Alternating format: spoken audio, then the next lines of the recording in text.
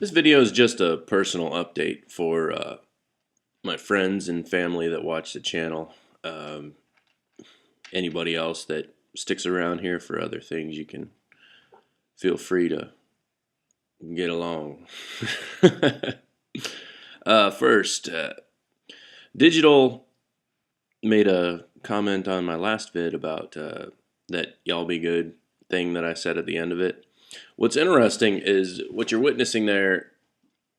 That's how I actually depart from people in real life. And I don't know, maybe it's one of those delightful Southern colloquialisms as that I sometimes fall into whenever I'm tired or drunk. I The first thing that goes is my fake Yankee accent. I learned to, or I started to rather, I started to speak in this fashion instead of my natural accent uh, quite a while back because a for some odd reason a southern accent is not associated with intelligence. And when I dropped out of college, I had a serious issue with people's perception of my intelligence. I'd never failed at anything before college, and it sort of took me by surprise. So I ended up with a lot of baggage, so to speak, about that, and in work and everything else. I thought that in my line of work, I could just speak however I wanted to, and which can be kind of slow and a little drawn out, and um, I was criticized for it and made fun of for it, and it didn't have anything to do with my ability to work or my talent in repairing a car, but lo and behold, I didn't want to hear it, so I just sort of you just sort of think about it and you speak with a more American urban accent. It's something we learned to do in Florida. Uh, I'm not the only one. I know of. Oh man, it's a funny thing. I know of at least four people, uh, right off the top of my head, that if we're just amongst each other, uh, it's sort of like when a bunch of black people get together. We start out speaking clearly and in a very urban way, and then towards the end of it, we're talking about hanging the coonskin on the wall and that dog will eat, and it's it's almost like English. I don't know how to put it other than that. But yeah, we say y'all be good. It's good advice when you're leaving somebody. Be good so that I can run into you again. Because if you're being bad, then I may not get to see you again. Because you could be bad to the wrong person. Who knows?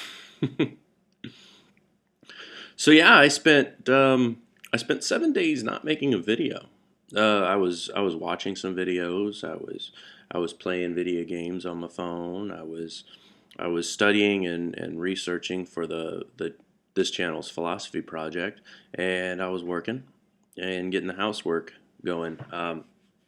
It's really it's not a particularly easy task because well, this weekend, which I'm going to be putting this up on Friday, so early tomorrow morning I'll probably be leaving the house at shortly after 3 a.m.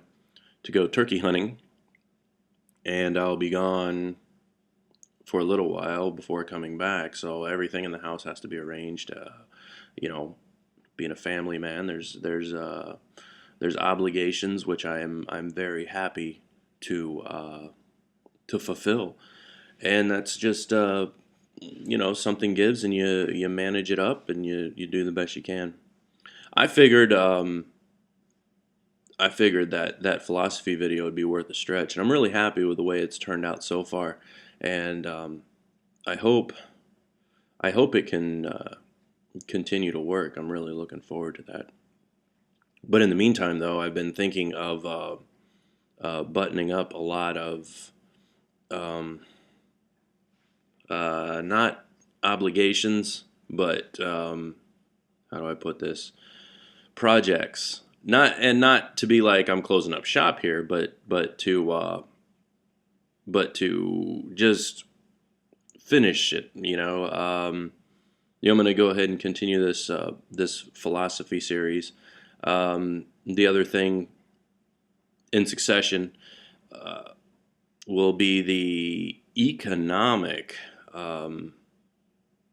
book that I've been writing, which was supposed to be published around the time of the election. That sort of fell flat. I don't know off the top of my head how many pages I have written. I think I'm about 10 pages into it. It's going to be a short book, but I want to get that done, regardless of if it gets published or not.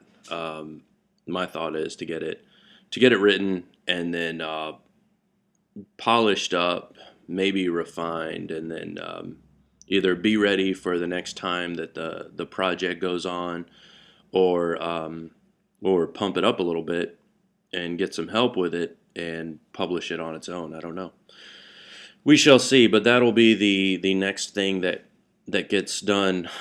And the other thing, of course, is the Fred the Farmer series. Extremely popular stuff, and I know a lot of my libertarian friends love watching that shit.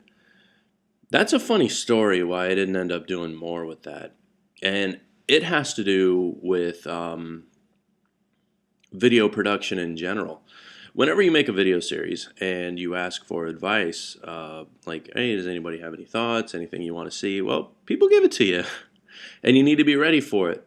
And with Fred the Farmer, I did Fred the Farmer on notebook paper with a pencil.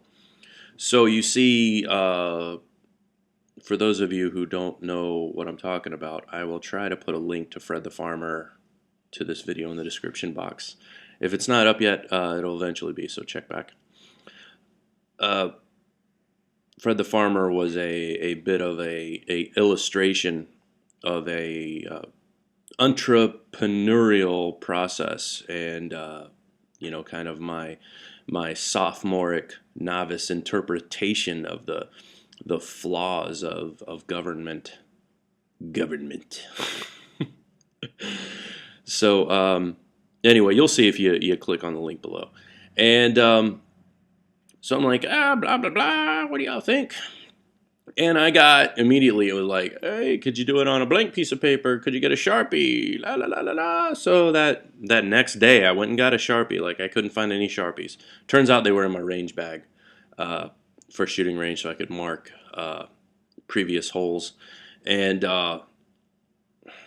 but I bought some Sharpie markers. I was at the store, the wife picked them up. I'm like, hey, I need some Sharpie markers. And, yeah, they were the Sharpie markers with the felt points. And then it was like, and then another person's like, oh, Fred should do this, Fred should do that. And then I got some video responses of, people doing their predictions of what's going to happen with Fred. And it was good. It was good shit. Now, of course, the two video responses that I got, one was from Cranky Prepper and the other one was from Doug Carlton. Of course, they can be a bit, those two can be a bit squirrely. So, like, they put videos up and then they take them down. And so, yeah, Fred the Farmer just sort of stands alone. Now, the interesting thing is I've got a few videos on communism.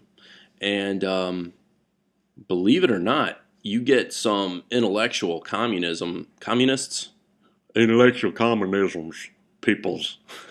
You get some intellectual communists. The only thing I can think of is they scour the internet for videos that they can comment on, right? And I don't know what they're used to dealing with, but I don't know if you search the web for some of my communist videos and you check the comments,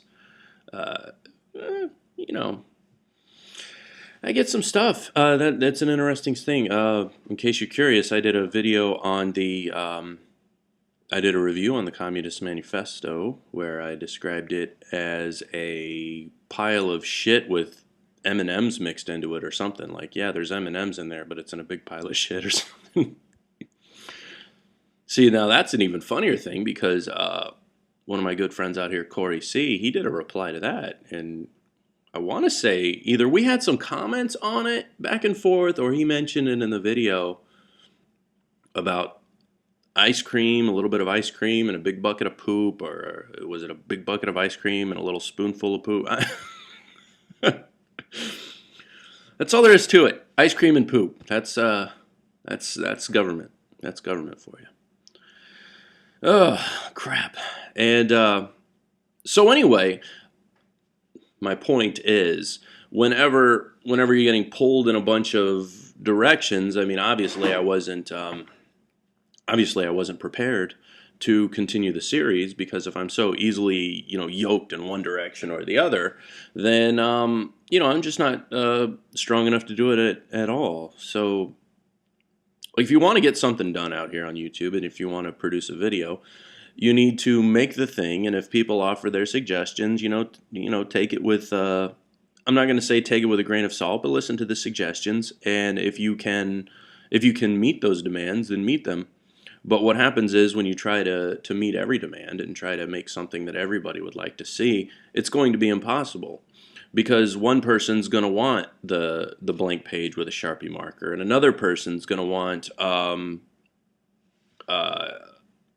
the notebook paper with a pencil, and another person's going to want you to go back to dry erase, and another person's going to say, "Hey, why don't you use a chalkboard?" You can't do it all. And the bottom line is, in order for me to get that done, what I got to do is. And what works best for me is I need to just sit down there with a shitty little spiral notebook and a number 2 pencil, and the lines help me to draw because I'm a retard like that. And that's how you get it. If you need some of those well-produced animated documentaries, I mean, they're out there, and they're really good. There's some good ones on money and finance and philosophy and all this shit. And I subscribe to a channel that did really good, and it's like the pictures being drawn, and you can't see the pencil and stuff.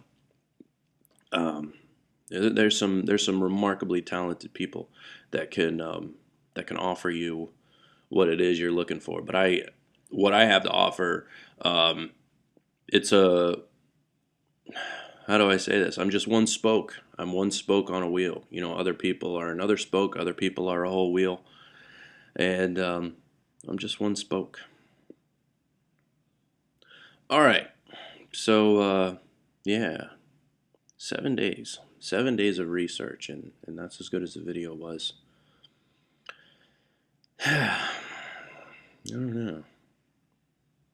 Well, we'll see how it goes from there. I got the next philosophy video will be on the maxims of Tehotep, which is, I think, I've only given a quick look, but I want to say Tehotep predates even the Asian stuff by about 500 years.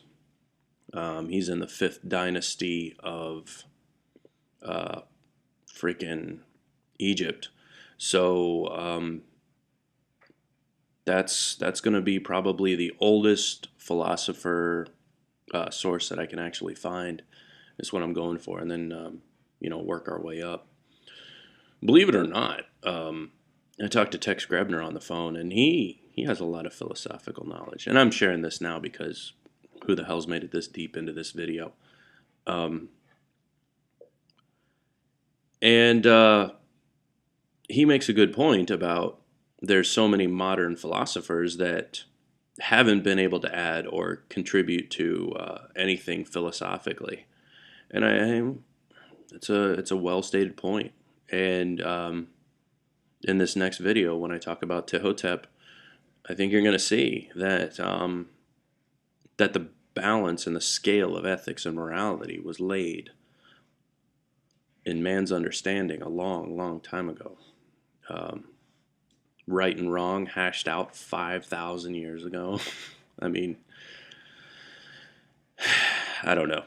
That's there you have it, though. An update for anybody that's interested. I'm still kicking, still doing all right.